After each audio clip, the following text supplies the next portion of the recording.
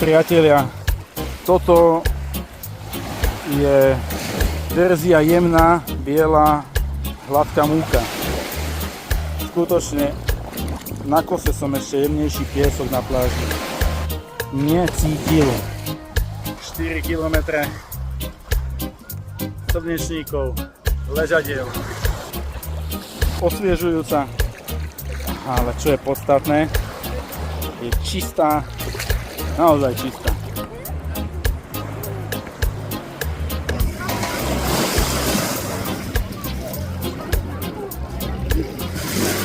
Kto z vás zavíta na kos, určite Paradise Beach odporúčam.